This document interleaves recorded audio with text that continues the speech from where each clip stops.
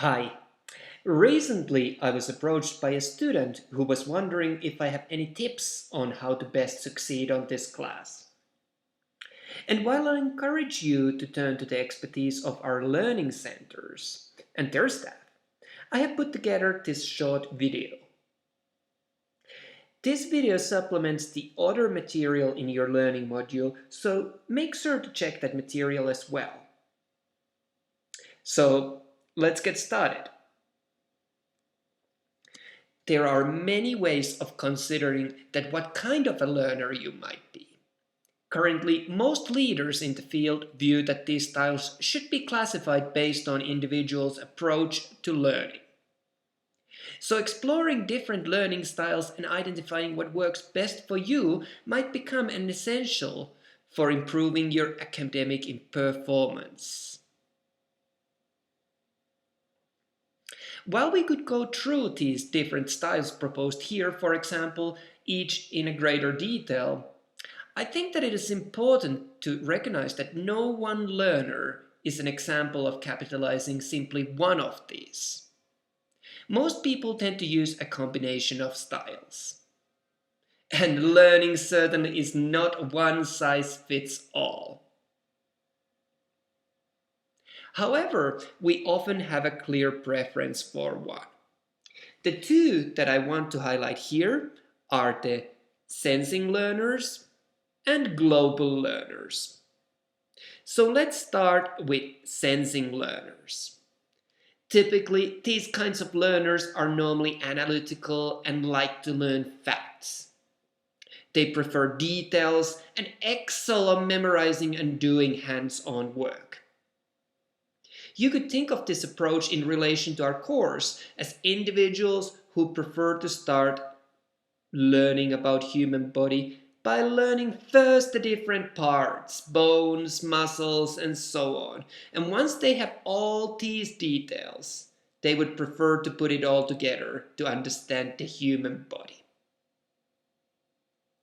One thing that these sensing learners may struggle with is that they become uncomfortable when asked to think outside the box. Instead, they may prefer to approach problem solving with a well-established method. The other approach that I want to present here is known as global learners. These individuals prefer to understand concepts before learning the details of these. Many times global learners are able to solve problems quickly, but struggle to explain exactly how they solve the problem. For this kind of learner, our course content might be easier to approach by first forming a general idea of the body and how all the body systems go together before learning individual components. So, can you identify yourself as more of one of these? Personally, for me, it's a combination of these two. Here is what I like to do when I start studying a new textbook as an example. Typically, when with an intent of covering a new textbook or parts of it, I take a moment to look through the table of contents. First, just looking through the main chapter headings, and then subheadings and so on. And then, as I have covered each section, as a revision I note down the key points of each part under the relevant heading. This can be just key words or in more detail, depending on the topic and how familiar I am with it.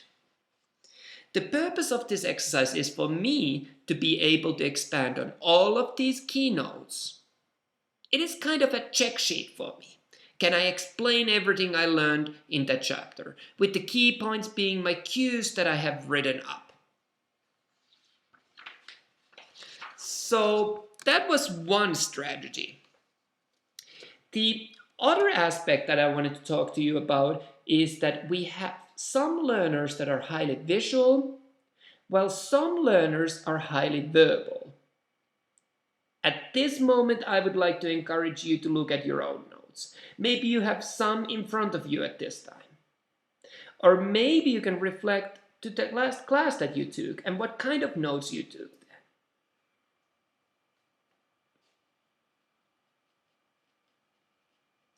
The weird thing is that our school system seems to be largely oriented towards verbal learners.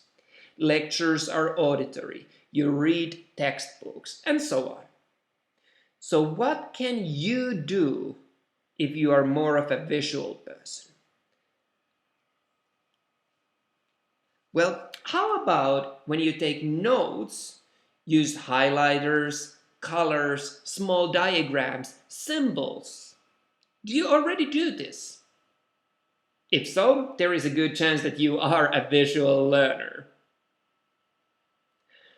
So I find this next example as a good description of why I consider myself as more of a visual learner.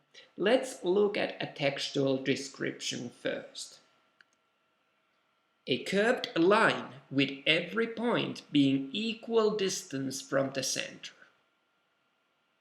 Although this is a very accurate description, to me it's harder to understand than this. Yes, it is a circle. So I guess that the saying that a picture can communicate more than 1,000 words is true in this case. At least for me it is. Well, there's another way of looking at learners that I wanted to also discuss. Let's look at that a little bit. So what we see here is a figurative representation of a linear learner and a nonlinear learner. If you are more linear learner, you probably prefer to have the material presented in a clear order from the start to the end. For this kind of learners, having a structure that is chronological gives the material a flow that is easy to follow. However, if you are more of a non-linear, you might prefer taking in what may seem to an outsider as random parts of the information and then putting these together to build this new information structure. For this kind of non-linear learners, at all just seems to come together when studying is done.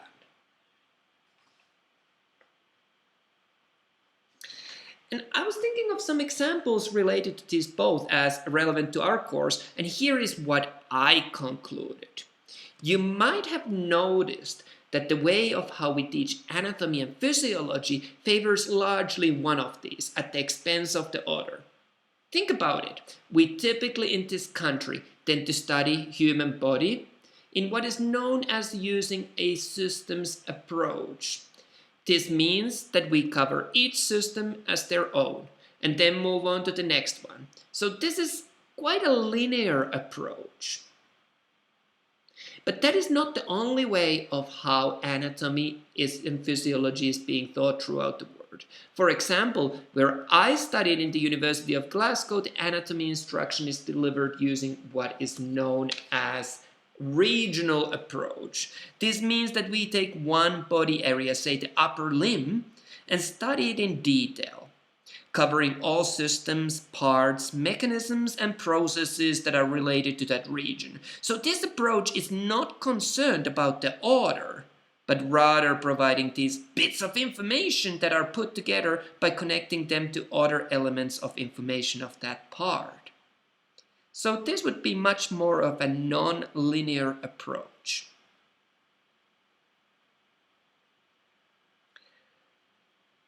What I would like for you to do at this point is to take a moment to complete one of the learning style questionnaires that I have provided in this module. There are many of these out there on the internet, and I have provided some that I have found as the best ones. And this will allow you to reflect if the results that you find seem accurate to you. However, please remember that you should use these results of these inventories only as a general guide about your study style, not as an absolute answer.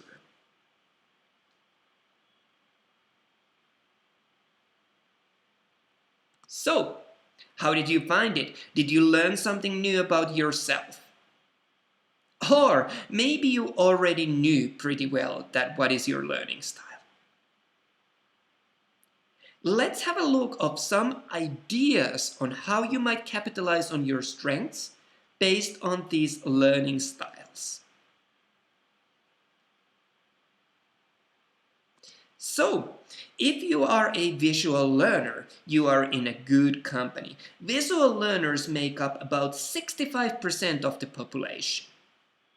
They tend to be neat and tidy, excellent spellers, and quick to read charts.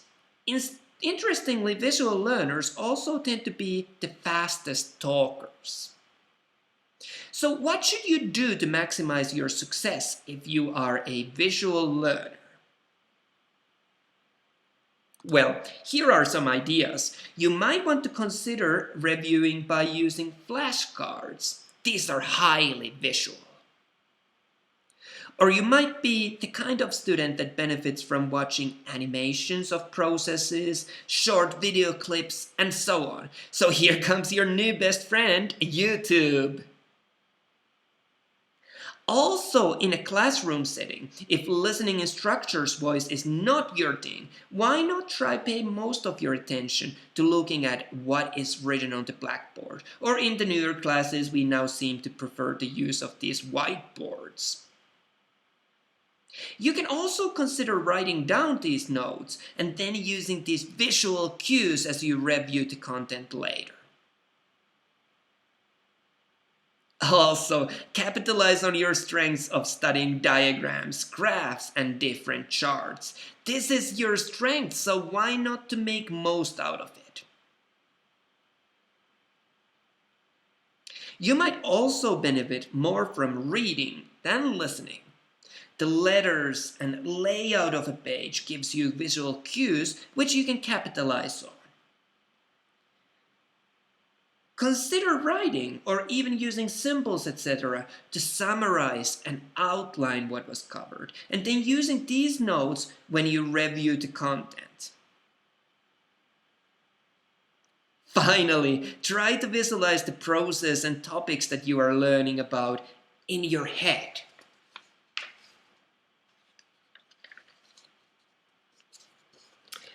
How about if you are an auditory learner? This group makes about 30% of the population. If you are an auditory learner, the information comes in the best through your ears. Good source of study material for you are speeches, presentations, or audiobooks. You might have a knack for foreign languages and certainly benefit from study groups. Here are some further tips for you. Consider maximizing your chances of taking in the information by listening what you are supposed to be learning. In a classroom or even on an online setting, focus on listening your instructor. You might benefit from reading aloud your notes as you study them. Also, this kind of learners often enjoy making rhymes and riddles or even songs about the content that is to be memorized and then humming those as you memorize the material. Other ideas might be even recording yourself or get someone else to read the study material aloud to you. These days you can even find a lot of audiobooks, so that might be something to look into. The last one is a little strange, but I saw it as a recommendation in a few sources. Some believe that it may be useful for auditory learners to even play a tape of your recording of your notes while you're asleep.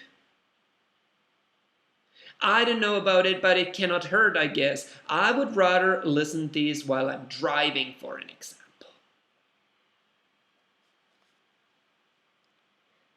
Finally, if you are a kinesthetic learner, you join a small elite group of population.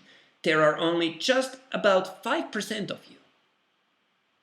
Surprisingly, research suggests that these learners are most often male and love anything hands-on. Some examples of fully kinesthetic learners include skilled athletes or musicians. They are often drawn to construction projects, science experiments, and field trips. Here are some tips for you. Consider drawing charts and diagrams of what you need to learn. Make it a process. You might also benefit from writing out multiple times what you need to learn. This reinforces your learning greatly. Also, try to imagine yourself doing what you need to learn. Or even better, if you have a chance to actually do what you need to learn. Act it out. Finally, it might help you to tinker with something as you study. Maybe it could be a calculator, solving a math equation, or taking apart and rebuilding an engine.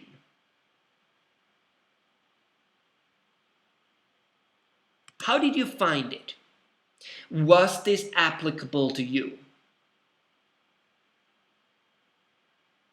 Many people find that they are not just one type of learner, but we tend to have a preference for one of these types, and it might be worthwhile to think of strategies of how to best capitalize on methods that support your learning style preference. Let's take a break here and continue in the next video where we'll be looking at examples that are more related to this course.